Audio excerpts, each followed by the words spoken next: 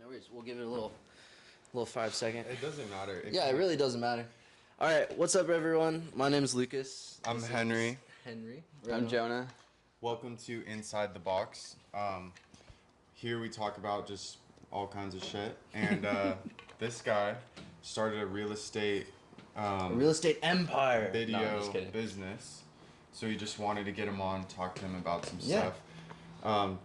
I think you know a little bit more about what he's done, but I'll give my quick rundown of what I know about Jonah and his company and what he's been up to, and then he can kind of explain a little bit more about what he does. But I met Jonah in college through my friend Ismail, and from knowing him, super cool stuff that they do in the real estate videography space and photography as well. Super happy to have just been involved with them growing their business recently. And I think it would be cool for anyone listening to just know about what it's like to start building a business by yourself or with a close colleague, and just the struggles and the successes that come along with that. So For sure. That's a good intro. Thank you guys for having me on too. Yeah. Happy to be here. No, Excited that you guys made the time and everything. Yeah. Made this place super nice. So thanks for having me on. And I think that was an accurate intro and everything. How we met as well. Yeah, Through a smile. Yeah. no, it's super cool. Lucas is a very social guy. I feel like he knows everybody. Like, if I don't know everybody. If you meet Lucas, like, That's you so know true. him. You know what I mean? That's so true. Yesterday we were about to go out and I was with Caden and he's like, yeah, like I think I'm gonna like shoot something with Lucas and like we're gonna go out later, and then like I was like, wait, what? Like, how do you even know Lucas? Like, I feel like everyone just kind of like knows Lucas. Yeah. I've met some people that also I'm mutual friends with. Yeah, if that- you meet yeah. him, like, you'll know him. You know what I mean? Like, Yeah. he makes his, I appreciate that. but yeah. Yeah, I mean, I think one of the best things that you can possibly do is introduce people to other people. I feel like, if you have friends that you think would click with other friends and you're able to bring them together, like that's a really cool thing. I love that. For sure. Yeah. Those are my favorite types of people. Yeah, I think I love people like that. I think that leads me into a good question. Like, what role has networking played in your business right now? Like, It's a good question. Did it really take like excellent networking, or was this something you kind of just came up with like yourself? Yeah, that's a really good question. Networking has been, I mean, the word networking I feel like is kind of It's like, kind of like a trigger word. yeah, it It's kind of like- is. Like, it has a certain, There's some like It's a buzzword. negative. It is a buzzword, it's a buzzword. Yeah. But I feel like really networking is just like meeting new people and like putting yourself out there. That's played everything in starting the business. I mean, all of our first clients were from networking, going to events. All of our employees were from either putting ourselves out there on social media or meeting them through friends of friends. A lot of referrals from clients. Getting our first like big deals were also from like in-person like networking type things. So I mean, it's been a really big part of the business. Also, just meeting cool people. I mean, Lucas, Ismail knew you, right? Like, that's how we, yeah. So, like, Yeah. Lucas was in, like, our network or whatever, and, like, that's how, he ended up working with us. And so, I think it's been a really big piece of the business. And, like, I would say it doesn't have to be, like, a buzzwordy, like, Yeah. let's go network type of thing, but just, like, putting yourself out there and being open to, like, new connections has been, like, really huge for me. And I would say, to touch on that, something that plays into that at least, is when I was in class with Ismail, I would always see him running out of class to take phone calls, doing stuff for Rev like early on, and I really just took the initiative to just ask him like what he was doing, because I thought it was interesting. So like you could even look at that as like networking in a way where it's like I see someone doing something cool and I just want to like talk to them about it. Before we get deeper, because you know more than I, like, what exactly is REV? Like, Yeah. explain what it is. Good question. So we are a full service real estate media company. So when a realtor has a new listing, a new property that they're putting on the market to sell, we come in and we do the photos for Zillow, the videos for social media, the 3D tour for Zillow, or wherever they're marketing the property. We basically do all the media, photos and videos that they need to list the property and sell it online and on print. So we do basically all the marketing for the property. We don't run ads, we don't do like print marketing, but we just create all the media that they'll need to go market the property. So that's what we do. It's like a one-stop shop for realtors. So instead of booking a separate photographer and videographer to come, film content and then shoot the property, we just show up, we do everything. So do you guys have like multiple team members who are working on different things that they're like specialized in different stuff? Yeah. Good question. So we definitely like kind of compartmentalize a lot of pieces of the business. We're a big believer in systems and having strong processes. So one person can specialize in one piece of the business, because if you're, a video editor, for example, you can edit 3 or 4 videos a day. If you're a photographer, you can shoot 3 or 4 properties a day. If you're trying to do both, edit and shoot, you might cap out at like 1 or 2 a day. Yeah.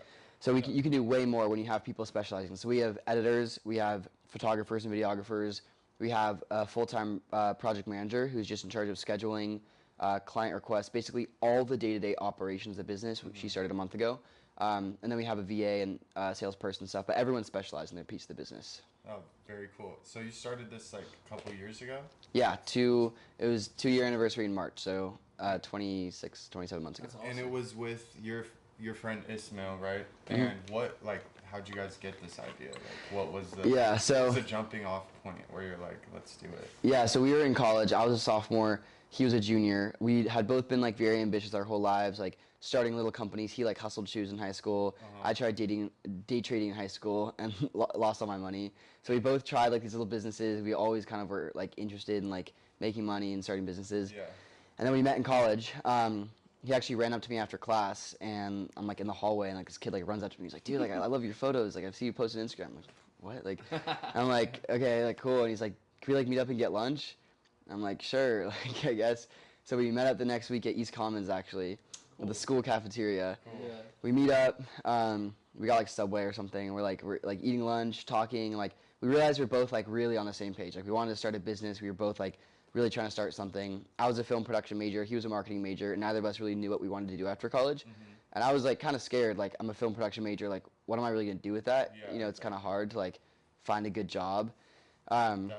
So we basically decided, let's just like start a business.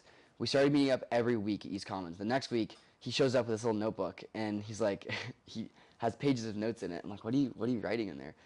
And he's like, look, like I came up with a name. And he's like, has this whole like map and like words, and like it's kind of whole like puzzle. And at the end, circled is REV, and it stands for Real Estate Media. And he's like, let's call our company REV. And I'm Real like, estate video. Real estate video, sorry. Real estate video. Real estate video. And so I'm like, okay, like let's do it. And I got the idea because I saw some YouTube video, like how to make 10K a month shooting real estate or something. I'm like, that sounds pretty cool. I want to do that. So we called it REV, and then we basically, I don't know how deep you want to go into this, but that's kind of how we started. That's how we met. Yeah. And I very mean, like, I think what Henry was just curious about is, how things got started originally from like idea to actually like, launching stuff. Right?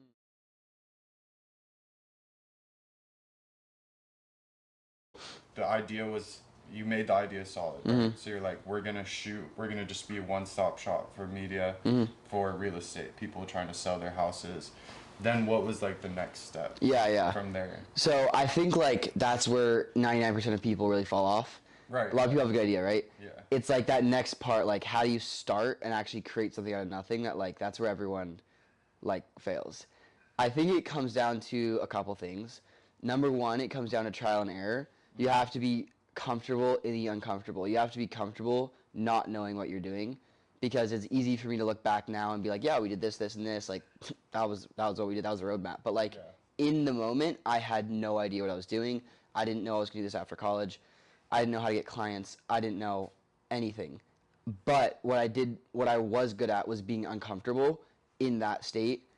And the second piece is being consistent. So I would say number one is like trial and error and being uncomfortable, just like trying things. Some things will work, some things just won't work at all. Some things you'll waste money on, and like you can't quit after that. Right. Like you're gonna try something, it doesn't go well, and then you just have to like stand back up. So that ties back into like just being resilient. But like I think it's that, and then it's consistency, because we were in this place of like seeing what worked, trying to understand the market, reaching out to agents. Like we were cold calling, cold emailing, like just kind of seeing like, hey, do you guys want free videos? Like, what do you think? Like just kind of going to networking events, just kind of like figuring it out.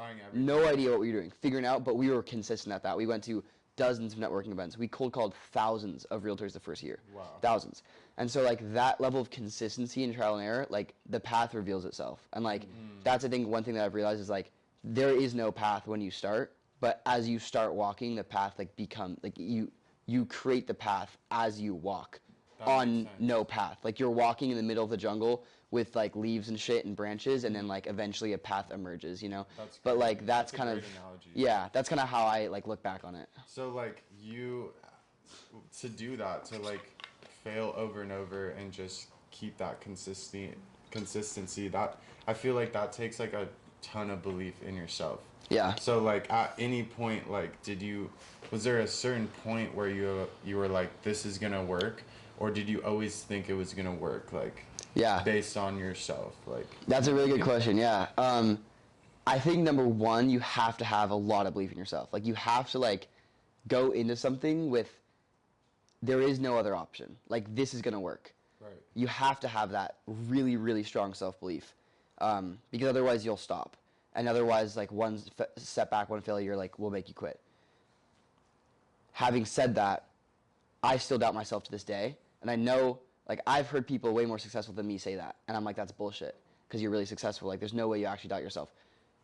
I know where I was. Look, if I could see where I am now, I would probably like say that's bullshit. Like no way. Like you've done this, this, and this. Like no, you clearly know what you're doing. I don't. Like where I am now, I'm truly telling you guys, I feel lost a lot of the time. I still don't know what I'm doing. I still don't feel like I'm figured it out. I still feel imposter syndrome. I was driving here like thinking about like what I'm gonna do this week. Like I don't know if what I'm gonna do this week is the right things for my business, if it's gonna grow the business. Like I still feel very similar to how I felt 2 years ago, in that state of trial and error, in that state of imposter syndrome, not knowing what I'm doing. So it's very strong self-belief and like just consistency. Like I'm gonna keep doing this because I know it's gonna work out. I know I'm gonna succeed, and also like it never like gets better. Like you always feel just being comfortable in the uncomfortable. It's always like that. I have a tattoo. I have a tattoo that says "Seek Discomfort." That ties back to what you were saying. Is you have to be comfortable with not knowing you know, what's coming next or what's going on. So. Yeah. I mean, you hear a lot of guys like famous people who have done like amazing things. Like the number one thing like they always say is like you need to seek discomfort. Yeah. Like you just said. Like my old roommate, he's studying for his PhD in machine learning, and he would just tell me like life is all about your pain tolerance. Like how much pain can you put yourself under and like be good. Be okay with that. And like that's how you kind of push and grow. And especially with something like, you know, starting a business, that's so much time, like so much money, effort. And I feel like most people, it's like as soon as they get that first like negative feedback, they're like, this is a waste of time, like I shouldn't be doing this, like what am I even doing? So like being able to like take that next step, I think is like that shows that's a special quality. Definitely. You know what I mean? And I think like another piece of that too is like it comes down to like what's your why, you know? Because if you're doing something and it's a lot easier to quit and have one failure kind of like, you know, throw you off the bandwagon and make you doubt yourself when you don't have a strong why. But I think when you have a really strong reason why you're doing something, a reason why you want to pursue something, it makes it a lot easier. I mean, whether you want to retire your parents or you want to just reach a certain level of financial freedom, or whether you're doing this for a childhood goal or a girlfriend, or if there's whatever the whys, if you have a really strong reason, like, you know, someone in your life that's really driving you or something, that I think that makes it a lot easier, because then it's like, this set me back, but I'm doing it for like my mom. So like it doesn't matter. This post flop. It's like post flop on Instagram, doing it for my mom. Like I'm gonna keep going. You know what I mean? But it's like when you don't have that post flop on Instagram, now you feel like shit. And now you're gonna like stop. So no, I think life is like almost in everything you do, you have to have a why too. Like whether or not like you're just going to your job, like it might be normal 9 to 5. Like not everyone's starting businesses, but how like living without that why or that purpose, like it makes it kind of pointless. Like why are you even doing it, you know? And like that's the thing, like when I first started this podcast, I was kind of like, I didn't know like the why. Like that was like the thing that was missing, you know, from it. And like I had like the elements there to do it, and I just needed that why. Like what's the reason? And like I'm still kind of figuring out the why, but like hopefully to help people, you know, and like spread like just positivity and truth, like you know. And whether you're someone that's listening to this that is super involved in business or trying to start their own business, or someone just, you know, looking for just a cool conversation to listen into, then yeah, either way, we're trying to provide valuable resources and just positive vibes for that. Yeah, and I But mean, this podcast has no like theme. It's just about exploring things and like learning, basically. yeah, So that's like part of the reason we wanted to get you on is because that's a cool thing. What you're Yeah. doing. How old are you? 22. You're 22. so young, yeah. You're 22. You're living like on your own terms, basically. You set your schedule. Like that's something a lot of people can't say. That's something I want to do. You know what I mean? Yeah. So I definitely want to learn like about that.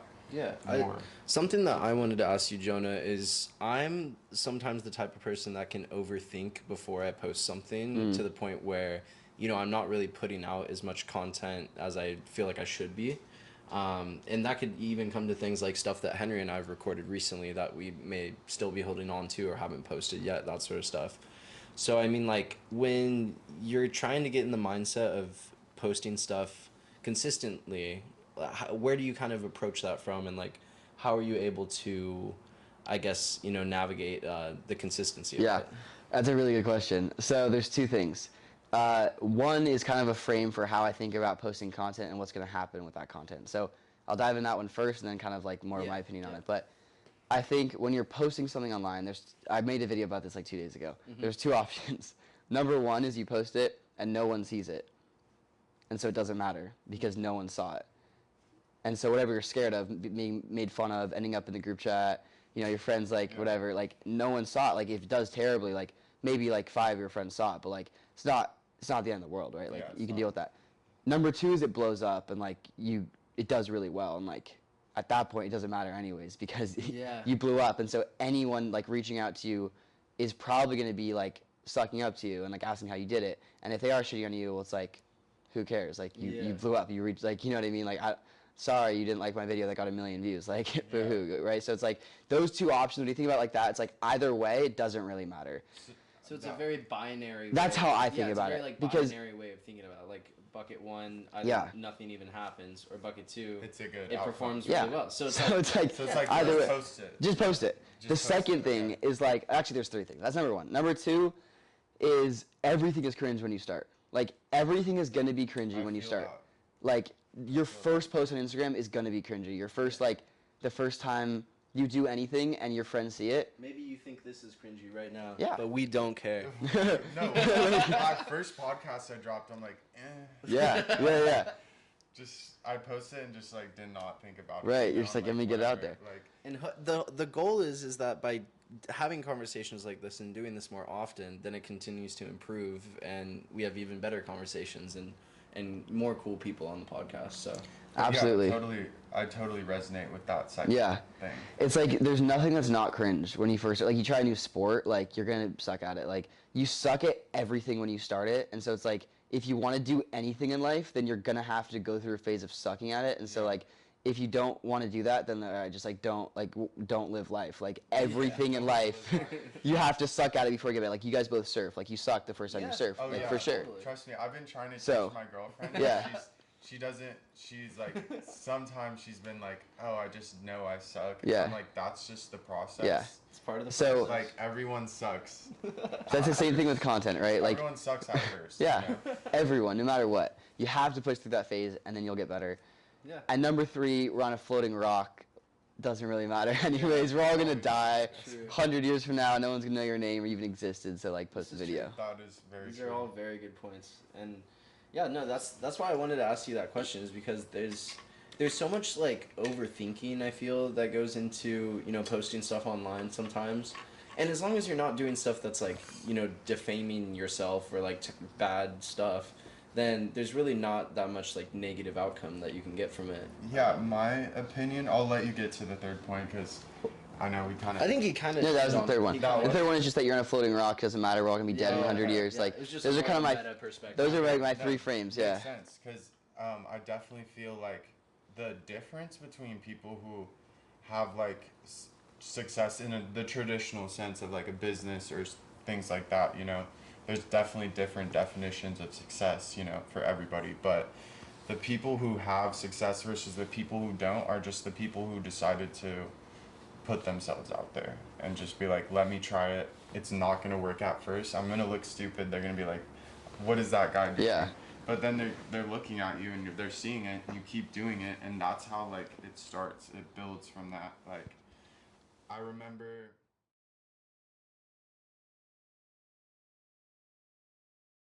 Good, like feedback, you know, like at the beginning I feel like you don't get that positive reinforcement, but then and it just comes from your own like drive to keep doing it.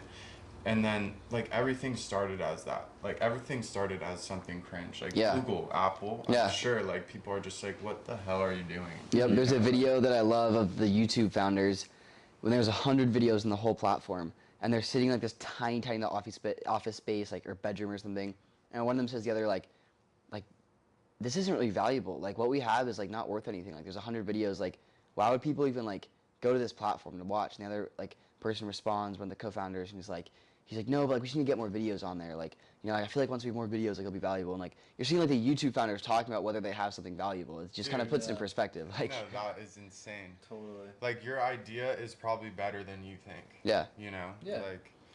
it's most all of in the time. execution.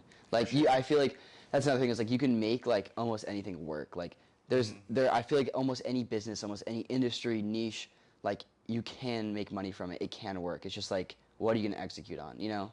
Can you tell me a little bit about that? Like, how do you execute, like, effectively? Like, Yeah. do you have any, like high level I feel like advice to I that? feel like that's a or- pretty like vague way of putting it. Is there a more like specific thing that you're Like- talking about executing? For example, like, so let's use the context of your real estate, like, company.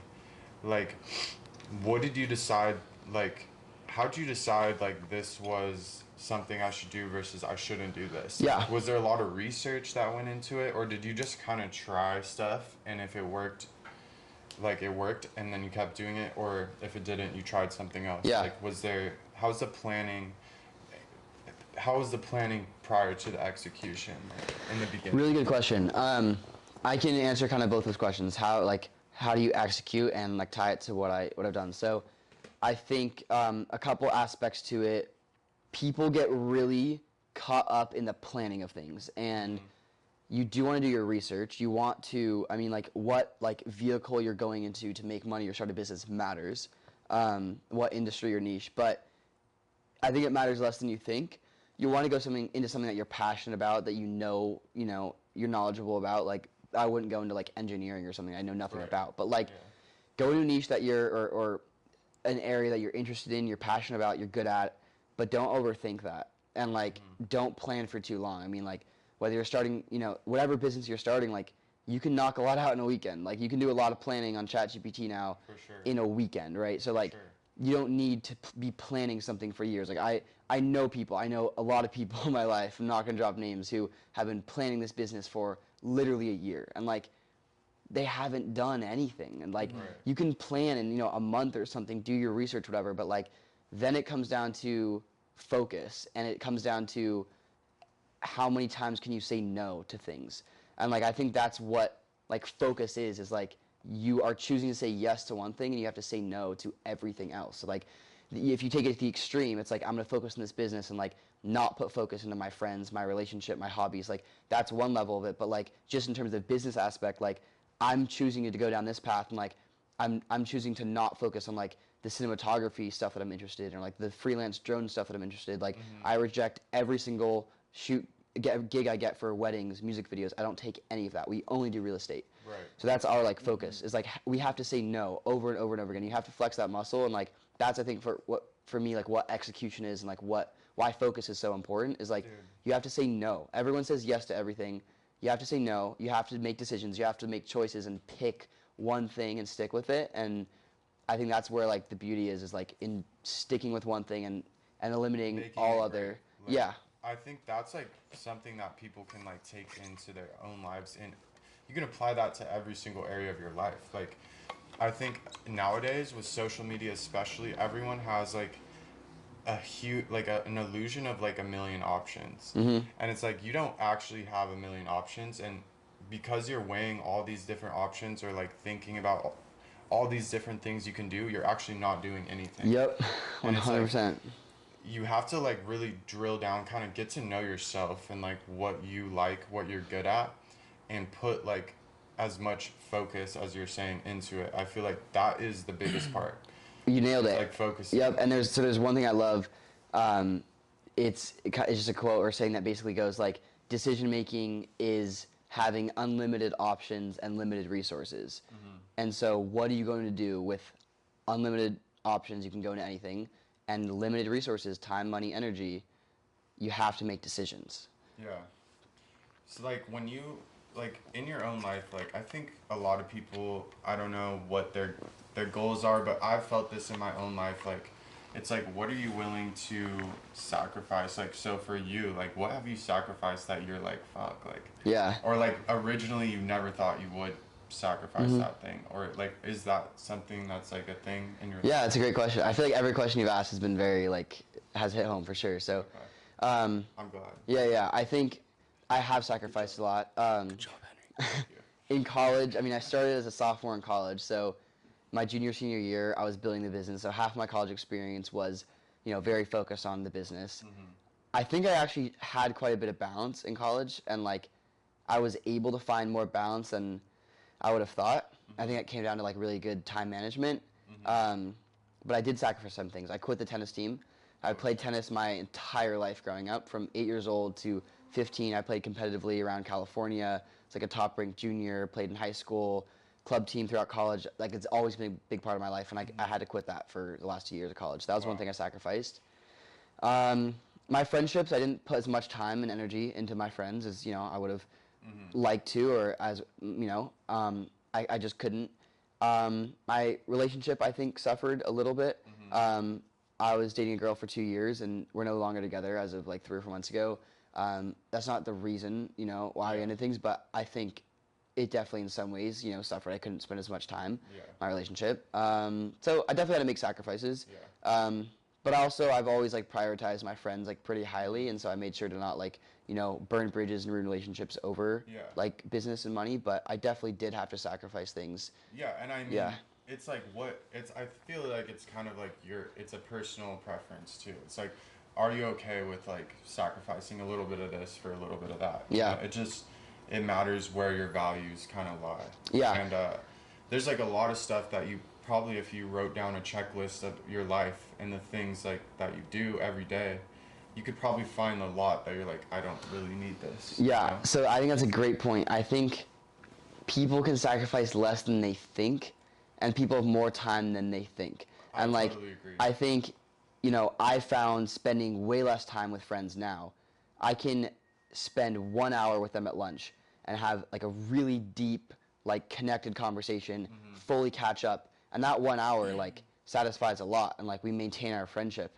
Versus having to think you have to hang out like for a whole weekend, all day, every day, like just chilling with your boys or whatever. Like, you can do that, but if you want to focus on other things, you can maintain strong friendships with an hour at lunch once a week. We kind of got away from this, but about your goals, your rocks, do those ever change? Like on a day to day, like your long-term goals, like. Yeah, that's a good question. So I actually changed one of them today. Really? Yeah. So they do change. I try to not change them a lot. Like I'm very intentional when I change them. When I change a long-term goal or a 90-day rock, and I have to kind of check myself and be like, is this a distraction? Is this some new opportunity that I'm getting distracted by, or is this truly in line with what I'm doing, the path that I'm taking? Yeah. Is this in my, is this within my focus? Like, so it is something I have to kind of check myself sometimes, because, I think all, like, entrepreneurs, like, have the shiny object syndrome, and, they constantly see new opportunities, and you want to go for it, and, like, at each new level of success, there's bigger things that are pulling you. Like, at first, it's like, you have your current opportunities, and you see a $100 opportunity, like, oh, I want to go do that. And at the next level, it's like you have all these like $1,000 opportunities, and like, oh, but that looks cool. And then you have like $10,000 opportunities, and it's like, it gets harder and harder to say no. Yeah. And like that's where that discipline comes in, because it's like you're like, I could jump ship right now and go do this, and that's a pretty big opportunity, but like I'm gonna say no to it because like this is my focus, and I'm committing that. So you have a strong why in that yes. particular thing. So that's what's the that incentive? resonates with me a lot with Yeah. jumping ship from my current job and stuff too, which is something that for me the why is autonomy over my time. Yeah. Is something that is really important to me. No, that's definitely, time is the most valuable Yeah. thing that we have, I think. Like, more than money even is time. Like, Absolutely. it's definitely the most important thing. And speaking of time, where do you see yourself in like 5 years? that's a big Do you question. have that? Do you plan that far out or no? Or I is feel it like kind of just? the 90-day goals is something that I think is cool, but yeah, I'll Yeah, yeah. let cool. you touch on that.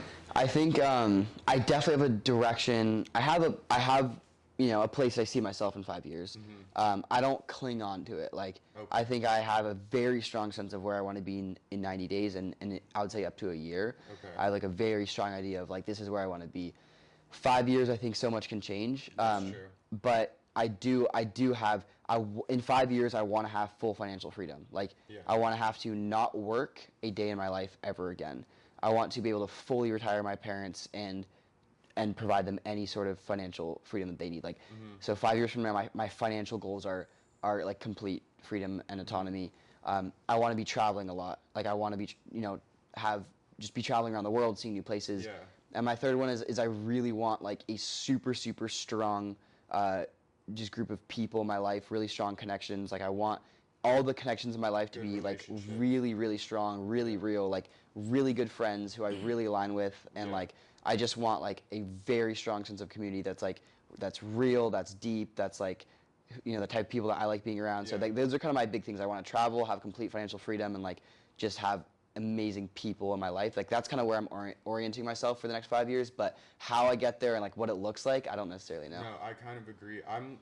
My 5 years is kind of exactly like yours, and it's cool that you mentioned like the people, because I think when people say like they think about 5 years, they just think about themselves and like what they have. Like they don't think about like the people and how important that is. Like everything. the people you are around, it's like the most important factor, I think, when it comes to either going down one path versus another. It's like those people, like you're the sum of the 5 closest Absolutely. people. Like I think that's pretty true. I've I heard agree that with just that too. from everybody. I think it's so real. Like the people you're with literally define you. I mean, even so my roommate right now, like we've been roommates for 2 years, living in a big group of guys, and now it's just us two. And a week this ago, now? no, this is Okay. his name is Vito. Okay. A week ago, he started making content, and like and he's been influenced by like me making content, Yeah. and now he's making content. He's loving it. He's making like 2 videos a day. Like that's just an example of like you literally like you so become the people. I mean, Yeah. he's a big cook. He's really good at cooking. He's been teaching me how to cook, and like now I'm like starting to enjoy cooking Dude, and cooking that's more. And like sick. you're That's so sick. influenced by the people you're with, even the small things you don't notice, like cooking or daily habits. But like Yeah. it's everything. No, It really for is. sure.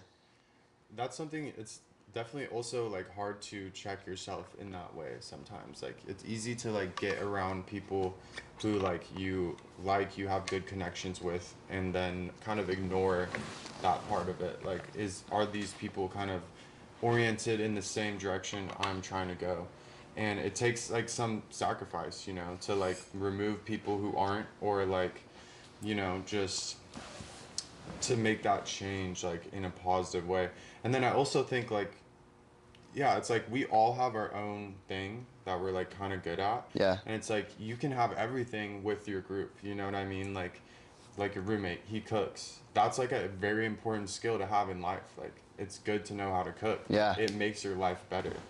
That's like, someone might not think about that, but that's like a good positive transference. Yeah. Like Definitely. and just like I feel like having a very diverse set of friends, like from different backgrounds with different interests, is like what I love. That's like my favorite thing about my friends, is like most of them, like my best friend, he's from Ethiopia. Like we grew up nothing alike. Like that's why we're so valuable as friends, because we're not the same. Like we have so much different information to share, and like different culture and perspective that just makes us better as individual people. Yeah, I was also gonna touch on like when you're spending time with friends, like you said earlier, you can spend 1 hour with a friend and it can feel, you know, so much more valuable than like just having whole day. small talk over like a week long interaction or something like that. 100%. I mean, I was on a camping trip with Ismail and who's the guy that Ethan was with Carlin? him? It wasn't Ethan Carlin. It was Caden.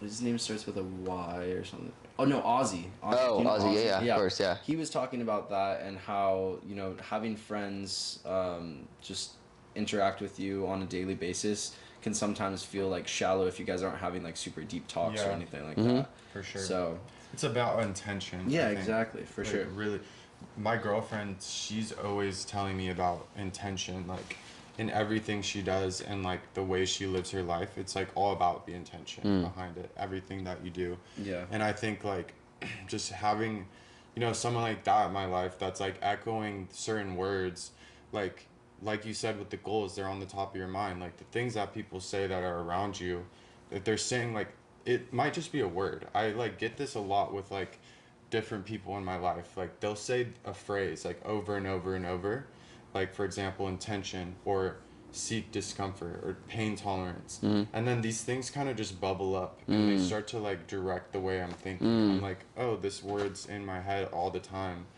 and now I'm like kind of thinking with that like context of the word. Yeah. And if it's like good stuff, like it can really help you kind of shape your direction and like just it can be very positive. Absolutely. I love that you're saying like, I love that you use the word like kind of bubble up, because I feel like that for me kind of represents like the subconscious. Like we have this like incredibly strong or just incredibly deep like subconscious part of our minds that we don't utilize, we don't fully understand, but it definitely exists. And I mean, if you even think about the fact that like I think it's I don't know the exact numbers, but I think we're processing millions of like inputs of data. I think it's like a second or a minute between our ears and eyes and everything. And so like that's all subconscious. Like so I think like when you say, you know, words bubbling up, like for me that's like where the writing the goals like is so powerful, because like it starts to bubble up, like it starts to like become a part of like where you're kind of like orienting yourself. And like if it is in a way that's positive, you know, about pain tolerance or seeking discomfort or having intention, like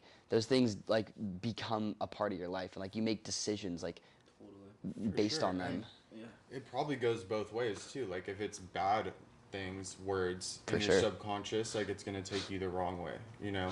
And like I think that like your subconscious, you have to feed it like well, because that's like that's like 50% of you, or like your thinking, and you just need to like you can't directly work with it, but you can kind of control what goes into it. Yeah. And that's like important, I think. And just like he said, like writing goals down in general is something that can reinforce like the way that you're thinking subconsciously, which is super cool to think about. It's like you might not feel it happening in the moment that like anything's happening, but you're kind of like drilling your brain to have like a positive perception of where you want to go. Yeah, I think symbolism is very strong, stronger than people think. Like just the act of writing things down and like just saying stuff to yourself, like, or having, maybe it's not symbolism isn't the right word, but like Positive self-talk, or it's just like having like the image of whatever it is you want, like the word, the image in your head, like So not how to do reinforced, it, like, but just having like that in your head, like the symbol of your goals. You're seeing that's like a symbol, like the writing is in a way a symbol. And like we like work with humans are just geared to like follow symbols in a way. So I think that has like, I think symbolism too can like be very effective like in the market too. Like people see the symbols of like your brand or whatever, and like the way you Instantly present associate things, stuff with it. the way you present things is so important, like to yourself and to other people. It's like there's like a type of symbolism that I think has power. There's a book that I still need to finish. It's called Atomic Habits. You may have. I've read it. Yeah, Yeah, it's a great book. Super good book. But it talks about making your habits like appealing or like attractive to yourself. So like, the more attractive you can make like a positive habit, the more likely it is that you'll actually, you know, follow through and do it. So. Yeah, that's very true. It also talks about like removing friction, like part of that. Like, it's like if you want to play the guitar every day, like put the guitar where like you are, Yeah, like if you're always on the couch, put it next to the couch, exactly. right? Or And if like, you're trying to, study something, put your textbook right next to your bed Yeah. where it's easy to read it. It's that sort of thing. Yep. And then removing your phone. Yep. From Yeah. that. Yep, same absolutely, yeah. space. Removing And, like, distractions. When you're trying to do stuff that's hard, it's like you have to like also like forget about that hard part about it. Like, for example, going to the gym, you can't be like, this is gonna suck. Like, you gotta be like, this is great. Like, I'm so glad I get to go to the gym. So this is one of my favorite I'm things. gonna feel so good. Yep. Make it a positive thing in your mind versus Like, I like can a hard do this, thing. Like, not I have So for me, like, okay, this is like one of my favorite things. Like, almost every single thing in your life that you don't like doing is good for you, and you are glad you did it later. Yeah. And almost everything in your life that you enjoy doing is bad for you, Yeah. and you regret it later. Yeah. Going out on a night out, drinking a lot, super fun. Next day you regret it, not good for you long term. Going to the gym, locking in for 5 hours, both they suck, but you're always glad you did it, and it works towards your goals. So it's like, that's why I got the tattoo, Seek Discomfort, is because it's like I'm always trying to get myself to seek discomfort. Like, I mean, small things, I've been taking cold showers every morning, and like, Dude, I get in the shower every morning, I'm looking in the shower head, I'm like, I don't want to do this right now. I'm angry, and then finally I turn it on, I do it, and then afterwards I'm like, oh, I'm glad I did that, I did that for like a year straight. Yeah. Like every single day without fail, I fell off. Yeah. Low key got cold. My shower's outside. Yeah. But like, dude, it was. Dude, it was that very would've been cold. brutal No, in that but I shower, was yeah. doing this for a year straight. Not one day I would skip. Like, and that is like you start your day off with a win. Yeah. Like you're winning. You can do anything. Like as soon as you wake up, you're winning more than the next person, and like. I think seeking discomfort, like having that idea in your head is like a really good indicator of like, should I do this or should I not? Like, is this gonna hurt? Like, is this uncomfortable now? That's probably something I should do. Versus is this is really easy right now, maybe I shouldn't. Yep. Like. Absolutely. And I think there's one more piece like of a that. Like, compass. absolutely. And there's one more piece that I think, like, I've met so many people who they are trying to do things with their life. They have big goals. They want to achieve things, and like they're still kind of spinning their wheels. And they might have good habits, but I think there's like another piece to like success or like achieving your goals other than just, doing hard things and all. Like, that's a great place to start. But like, I think you have to look at like, what am I getting out of the time that I'm putting in? Like, another way to look at it is like leverage. But like, you have to like there's things, like there are things that suck that you're going to convince yourself, like, oh, I should do this, like I need to do this, that aren't going to get you towards your goals. And so like, I think a piece of it is like looking at what you want to do and like being realistic. Like, is this something that's going to get me towards my goals? Is this a good use of my time? Yeah. Like, how can I get the most out of my time? And like, what are the things that are like going to genuinely get me to my goals? Like, you have to be so real with yourself. Like, and that's, I think, the other piece of it, rather than like just doing hard things or I just agree. all the subconscious writing your goals. Like, all that is great, but like then it's like, okay, let's be real. Like, That's the difference. For Right. Sure. Like that is having that like foresight is like probably the difference between just spinning your wheels like you said for a long time or actually getting there. It's like having the discernment, like having a good ability to discern where you need to like focus your energy. I think that's like really huge, and it's very hard to do. Yeah, I think we're short-sighted. yeah, the hard work itself is objectively like easy to comprehend that part, but actually like where you're diverting your time and like trying to comprehend like how much you're getting back from what you're putting in is that's how I think about it. too. Yeah, I always think about like how much am I getting out from Versus exactly. That's how I always think What's about it. the Yeah. ROI on this action? I feel like you think in a very like binary way sometimes, because it makes decision making a little bit more efficient. Yeah. Like when it comes to the posting thing, whether it's you post it and it either flops or you post it and it goes viral. Either way, there's downsides that happen with both. Sometimes you get the hate comments or whatever, but either way, like you still did it, and there's still feedback that you're getting from it. I can be black and white, and I think that's one of my flaws potentially in some ways when it comes to relationships or just certain things in my life. It can be a flaw to not like acknowledge the gray area, but when it comes to getting shit done, it helps me out a lot because I get shit done, and I think thinking in that kind of binary way, like that ROI or like that input versus output way has helped me like hit my goals for sure. But it does have its flaws. Everything is like can be a double-edged sword. Yeah. Like no one is perfect and no one has it all figured out. This has been a great conversation Yeah. so far, but I think we need to cut it based on the How far is time. it?